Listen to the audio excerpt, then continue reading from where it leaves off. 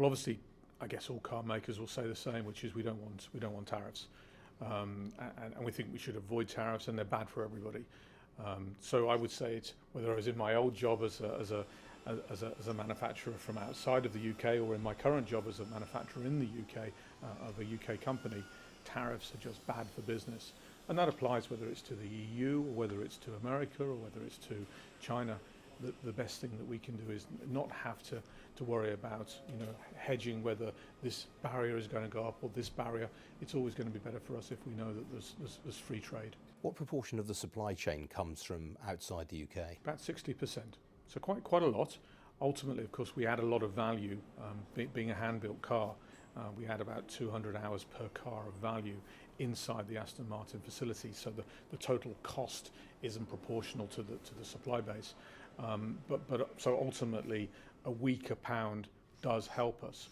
But obviously, that could easily get offset if a WTO level of tariff went into place. So in other words, if we did revert to a WTO system, there would be cost increases. Would you have to pass those on to your customers?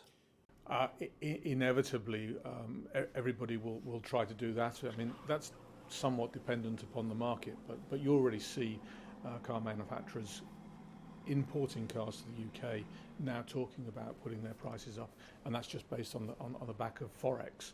Of course, I would expect a tariff barrier would get passed on. The Society of Motor Manufacturers and Traders has said today that it anticipates the cost of cars rising by between 2 and 3% as a result of the drop in the pound. Does that benefit you as a domestic manufacturer when you're trying to sell to British customers? Yes, it would. I mean, if we pass it on. Obviously, we predominantly manufacture in pound, and we predominantly sell in the UK in pounds. So in that case, there's less pressure on us.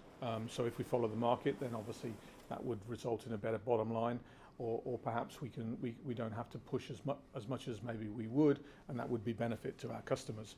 As we go overseas, then basically at the moment what we see is we're benefiting on that transaction onto our bottom line. As you say, one of your main export markets is the United States. Donald Trump is clearly trying to encourage more manufacturing production within the United States. Where does that leave you?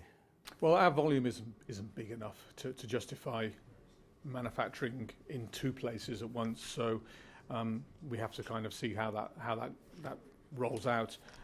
Hopefully, if one believes the rhetoric, then the UK and the US could put together a trade agreement, and hopefully that would be to the benefit of Aston Martin.